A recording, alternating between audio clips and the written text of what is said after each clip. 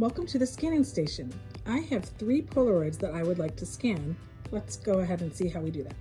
First, I'm going to walk over to the scanner. I'm going to lift it up, and I notice there's something in there from the last person, so I'm going to set that aside. I'm going to quickly spread out my images, and if I don't really mind how they appear, that would be fine. But notice that the top of the bed is up here, near that arrow. And then you'll see they keep jiggling around, but that's okay because we can fix that. If I don't want to have any of this showing, I can place a piece of white paper behind the images.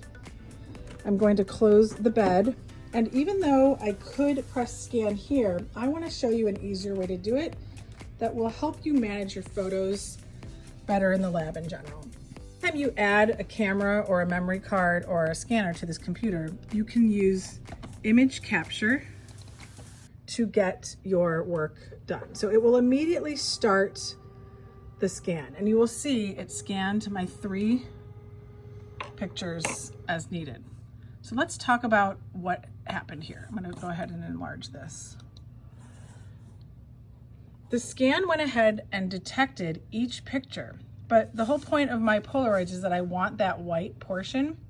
So I can hover over the scan box. I wait until the handle turns red, and then I can simply adjust the box.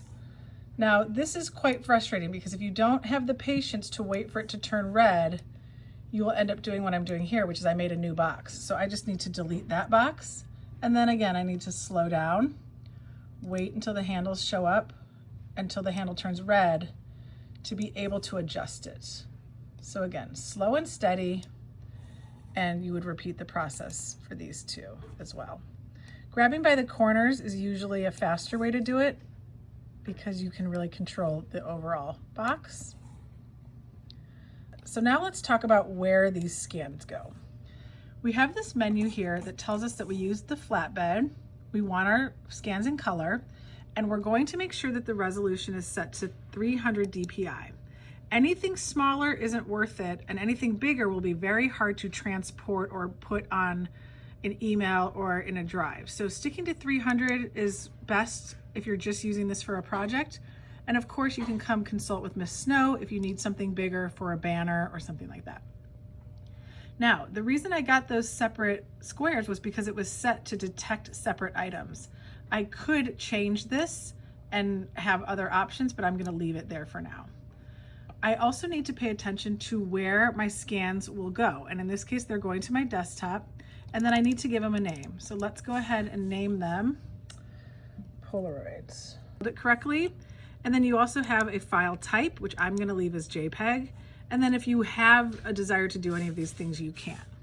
So what I have right here is really just a preview. So I'm going to go down to the bottom and ultimately hit the scan button.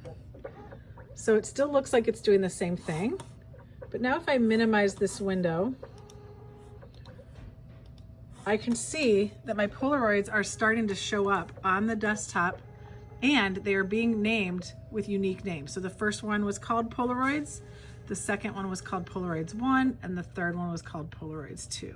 Now let's make sure that these photos can go with you and you can safely delete them off this computer. You're going to go to Chrome, and you're going to log in as you would in any other situation. You are using your seq.org account, even though we are managed by Gmail. Once you are logged in, you will locate your waffle, find your drive, and now it's time to select new file to upload or folder. And since they're not in a folder, I'm going to select File Upload. And then I'm going to look here where my 3 images are. I'm going to click and drag, and then I'm going to select Open, and they are loading onto my drive. Make sure that you watch your upload start and that you wait for these green check marks. That's how you know you have successfully uploaded your items. To double check, we can go back to modified and say what was been modified today. And then I can see that my Polaroids are right here. And then I can safely delete these off this computer so that nobody else has access to them. I will delete the trash to protect any images that are personal.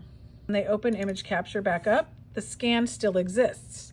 So if I want to scan something next, I'm going to take the image out, grab my items, replace it with something else to scan, lower the hood, and now before I press scan, I need to click overview to give me the new preview.